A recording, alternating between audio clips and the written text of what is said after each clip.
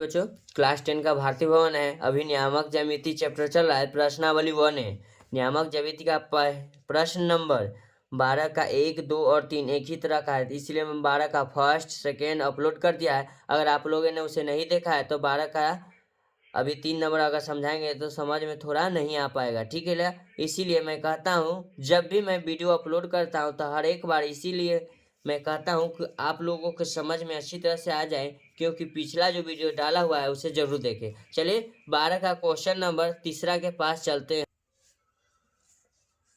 कहता है दिखाइए कि 3 क्रमागत बिंदु -5, -4, 1, 2 और 3, 4 3, 4 संरेख है या नहीं। चलिए क्वेश्चन को फटाफट आप लोग नोट डाउन करिएगा। मेरे पास क्वेश्चन लिखने का समय नहीं है। अगर आप लोगों के पास समय है तो बुक खोल के रख लीजिएगा, ठीक है ना। 12 का तीसरा नंबर सवाल के पास चल रहे हैं। इसका अभी हल करेंगे। सबसे पहले बिंदु हम लिख लेते हैं। बिंदु का नाम दे रखा है -5, -4, फिर कहता है 1, 2, फिर कहता है 3, 4। ये संरेख है कि नहीं। चलिए इसको हम मान लेते हैं P, इसको नाम दे दिए Q, इसको नाम दे दिए R। तो सबसे पहले चलते हैं PQ में। क्या चलते हैं?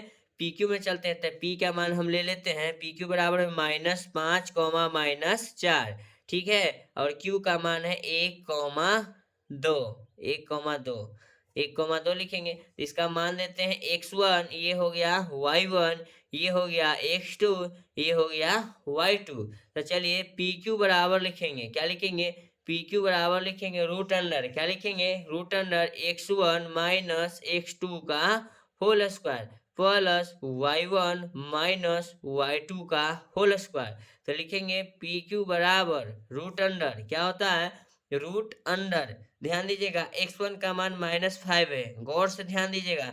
फिर लिखते हैं माइनस, ये सूत्र बोला हुआ x2 का मान, x2 का मान क्या है? 1, ध्यान दीजिएगा, इसका होल स्क्वायर प्लस y1 का मान है -4। फिर लिखेंगे माइनस, ये सूत्र बोला हुआ यहाँ वाला y2 का मान 2 है। ऐसा नहीं कि सर यहाँ प्लस है आप माइनस क्यों लगा, माइनस बाबू यहाँ माइनस में है सूत्र वाला, ठीक है ना। इसका होल स्क्वायर लगाएंगे तो लिखेंगे PQ बराबर रूट अंडर, क्या लिखेंगे? रूट अंडर लिखेंगे -5 और -1, ये हो जाएगा -6 का होल स्क्वायर प्लस ये दोनों माइनस में -4। ध्यान दीजिएगा y1 का मान -4, y2 का मान 4, ये भी क्या हो जाएगा? -6।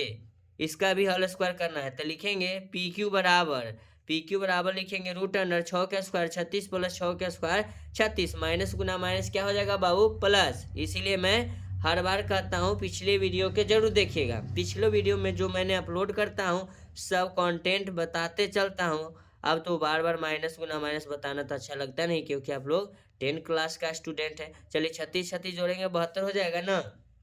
चलिए अब इसे मैं PQ बराबर लिखता हूँ रूट अंडर 36 को हम तोड़ देते हैं। क्या तोड़ देते हैं?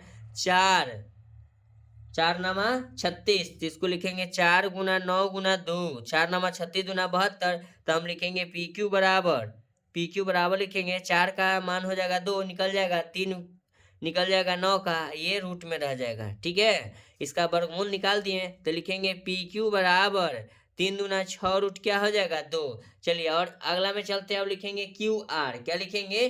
QR बराबर लिखते हैं तो लिखेंगे QR बराबर में चलेंगे 1, 2, R का मान है 3, 4।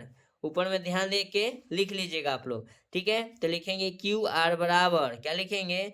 QR बराबर लिखेंगे रूट अंडर x1, इसको मान लेते हैं, इसको मानते हैं y1, x2 इसको मानते हैं y2। ध्यान दीजिएगा आप लोग, x1 माइनस x2 का लिखेंगे होल स्क्वायर, फिर लिखेंगे प्लस y1 माइनस y2 का होल स्क्वायर। तो लिखेंगे QR बराबर रूट अंडर x1 का मान 1 लिखेंगे, x2 का मान -3 का होल स्क्वायर लिखेंगे प्लस y1 का मान 2 लिखेंगे माइनस y2 का मान 4 लिखेंगे, इसका होल स्क्वायर लिखेंगे। तो लिखेंगे बच्चों QR बराबर, देखिएगा ये हो जाएगा -2, क्योंकि माइनस की संख्या ज्यादा है प्लस की संख्या कम है। प्लस माइनस समझ में नहीं आता है तो आप लोग छोटे वाले क्लास में चलाइएगा।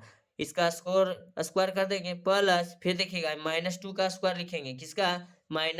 2 का स्क्वायर लिखेंगे। ध्यान दीजिएगा क्यू आर बराबर लिखेंगे रूट अंडर -2 का स्क्वायर 4 हो जाएगा, -2 का स्क्वायर 4। माइनस कहाँ गया मालूम नहीं है, देखिए बताते हैं। -2 गुना -2, माइनस गुना माइनस क्या हो जाता है प्लस, 2 दूना 4। पता चल गया माइनस कहाँ गया।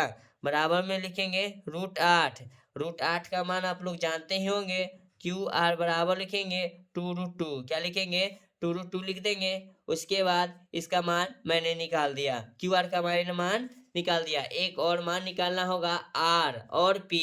ध्यान दीजिएगा, लिखेंगे आर पी बराबर, आर पी का जो मान होगा, चलिए आर पहले हम ले लिए हैं तो कोई दिक्कत नहीं है, 3,4 ले लेंगे। पी का मान -5, -4। आर पी लेते पहले आर का लिखेंगे, उसके बाद पी का, चाहे पी लिखे तब आर लिखे तब पहले पी का मान लिख लीजिएगा, कोई दिक्कत नहीं है। इसीलिए माइनस में या प्लस में जब स्क्वायर लगता है ना तो इफेक्ट माइनस में नहीं पड़ता है। ध्यान दीजिएगा, इसको लिखेंगे x1, ये हो गया y1। उसके बाद इसको लिखेंगे y1, इसको लिखेंगे y2, नहीं x2, इसको लिखेंगे y2। अब नीचे लिखेंगे आर पी बराबर रूट अंडर, क्या लिखेंगे x1 - x2 का होल स्क्वायर प्लस लिखेंगे y1 - y2 का होल स्क्वायर। उसके बाद ध्यान देना, लिखेंगे आर पी बराबर रूट अंडर x1 का मान 3 और उसके बाद x2 का मान हो जाएगा माइनस, ये सूत्र वाला, फिर ये माइनस प्रश्न वाला, माइनस में 5, इसका मैंने स्क्वायर कर देता हूँ, ठीक है। प्लस y1 का मान लिखेंगे 4, फिर लिखेंगे माइनस, ये सूत्र वाला, y2 का मान -4 है, फिर माइनस हम 4 लिखेंगे, इसका होल स्क्वायर करेंगे। ध्यान दीजिएगा आप लोग, लिखेंगे आर पी बराबर, तो आर पी बराबर लिखेंगे रूट अंडर 3 माइनस गुना माइनस प्लस 5 हो जाएगा, इसका होल स्क्वायर प्लस 4 माइनस गुना माइनस प्लस 4, फिर इसका हम क्या लिखेंगे होल स्क्वायर। तो लिखेंगे आर पी बराबर, आर पी बराबर लिखेंगे रूट अंडर 8 का स्क्वायर लिखेंगे प्लस 4 4 8 के होल स्क्वायर लिखेंगे। तो लिखेंगे आर पी बराबर रूट अंडर 8 का स्क्वायर 64 प्लस 8 का स्क्वायर 64 लिखेंगे। ध्यान दीजिएगा आप लोग, चाहे 64 है, 64 कितना हो जाएगा 128। तो आर पी बराबर लिखेंगे रूट अंडर 128। ऐसा ना कि 64 इसका मान 8 निकाल लेंगे, ये 64 इसका मान 8 निकाल के जोड़ लेंगे, ये गलत हो जाएगा, ये नियम गलत है। रूट में रहे या ब्रैकेट में रहे उसका पहले हल करते, तो दोनों को मैंने जोड़कर इकट्ठा कर लिया। तो लिखेंगे आर पी बराबर, कितना लोग करेगा कि 64 8 निकालो, ये भी 64 8 8 16, गलत हो जाएगा बाबू, इस तरह का हरकत नहीं करने का। रूट अंडर लिखेंगे 128 को हमने गुणनखंड की तरफ से तोड़ देता, 16 दूना 32, 32 दूना 64, 64 दूना 128। चलिए हम लिख देते हैं आर पी बराबर 16 को तो डायरेक्टली मैं 4 निकाल लेता हूँ, ये 2 का एगो 2 निकाल लेता हूँ, एगो 2 बच जाएगा तो इसको हम रूट में डाल रहे हैं। ध्यान दीजिएगा आप लोग, लिखेंगे आर पी बराबर 4 दूना 8, रूट क्या हो जाएगा 2 मेरे बच्चों। अब हमको संरेख है कि नहीं कैसे मालूम करना है, चलिए उसे मालूम करने के लिए लिखेंगे P Q plus R Q बराबर आर पी। क्या लिखेंगे आर पी, अगर ये दोनों का मान जोड़ के इसके बराबर आ जाए तो समझ जाएंगे कि वो सही है। चलिए पी क्यू का मान मेरा है 6√2, आर क्यू का मान अभी निकाले हैं जस्ट 2√2, ठीक है, बराबर इसका मान आ गया है 8√2।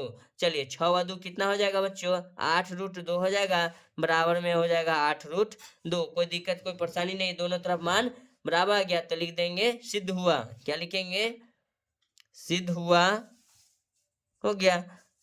या आप लोग प्रूफ्ड भी लिख सकते हैं।